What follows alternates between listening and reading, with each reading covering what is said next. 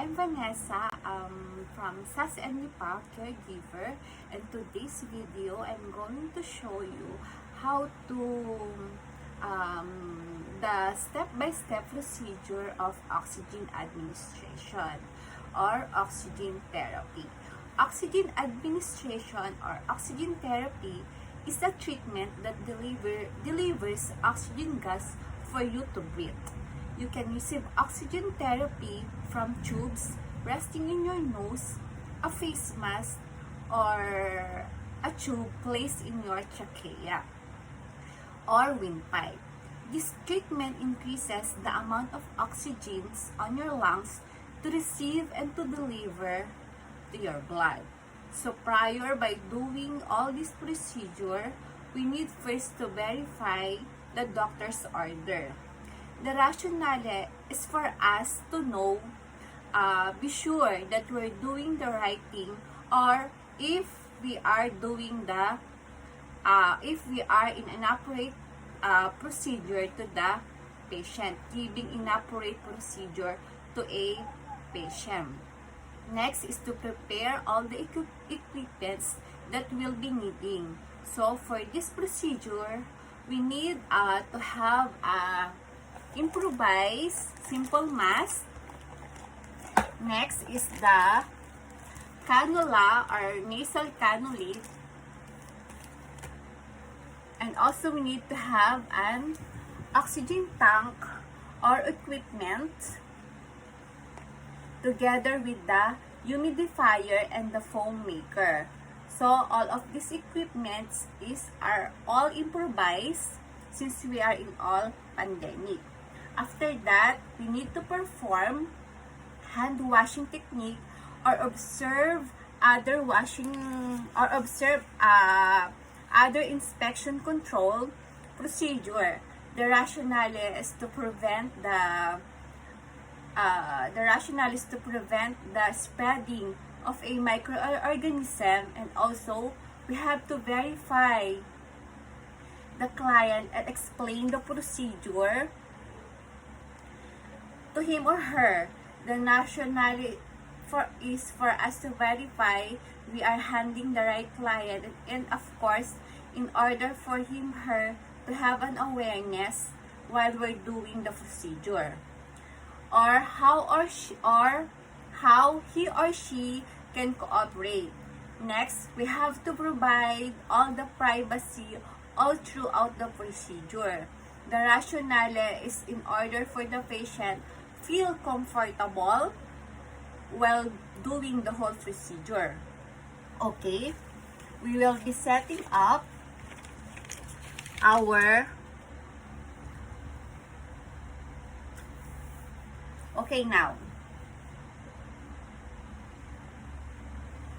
we will be setting up the oxygen equipment together with the humidifier. So here is I have an improvised oxygen equipment. So let's assume that this is now an oxygen equipment together with the flow meter or flow control. So this is the flow meter or flow control, and the humidifier. This is the humidifier bottle. So the first thing that we have to do is to attach the flow meter to the outlet, attach the flow control or flow meter to a outlet or a tank. So now let's assume that this is now attached. So we have to fill the humidifier bottle. We have to fill it with the distilled water if needed. So let's assume that this is now filled. Next is we have to attach the humidifier bottle to the base of flow meter. So this is the flow meter.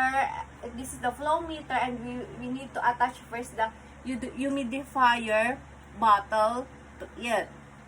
After that, we will now attach the prescribed oxygen tubing and delivery device to the humidifier. We'll attach what is prescribed. We will attach what is prescribed oxygen tubing or delivery device. So after that, we have to turn on the oxygen to the prescribed rate and make sure that this is flowing correctly. We have to check if the oxygen is flowing through the tubing and set the oxygen at the flow rate as ordered. Of course, it is important to follow what is prescribed. So after that, we are now applied the appropriate delivery device. So it is what I have mentioned a while ago. So we are using a nasal cannula and a face mask as a delivery device. Okay. And now we are I already secured our patient or our client privacy. So I already closed the curtain and the door, and I have also sanitized my hand, and now I'm wearing my medical gloves. So the nasal cannula, using this kind of therapy, the patient is able to eat, drink, and spit because it is lightweight, and also it is much comfortable to the patient to wear. So before we doing that, we first introduce ourselves to our client, to our patient. Now she is now in a fowler position and ready for our procedure, and I'm now introduce myself to her. Hi Martina, I'm Vanessa. I will be putting a nasal cannula and a face mask to you. Is it okay? Okay. It's okay, okay? Now, let's begin. For the nasal cannula, in doing this, we need to put the cannula with trunks downward, and we'll put it on around the patient head. An elastic band should surround the ear and the patient. Bands should surround the ear of the patient. Okay? Now I'm putting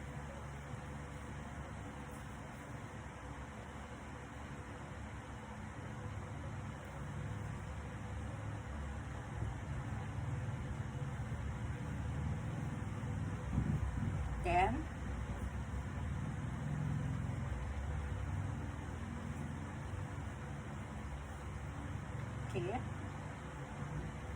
around the ear, and then we lock here. So if the cannula is not stay in place, we have to put a tape on the face of the client so that it will stay in place. Next is to have put in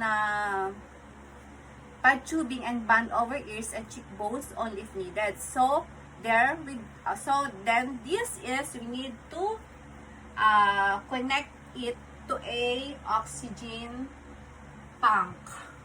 Cannula tubing through the oxygen tank. So there we're done of nasal cannula. So that should be it. Now, okay, now let's remove and let's proceed on the simple face mask. Okay, this is improvised. Simple face mask often used on a client who has minimal respiratory distress and usually used for mouth breather. In doing this, we need to put the face mask on a client's face and attach it on the nose downward. Okay, like this. Attach to the nose downward of the patient so that it will contour.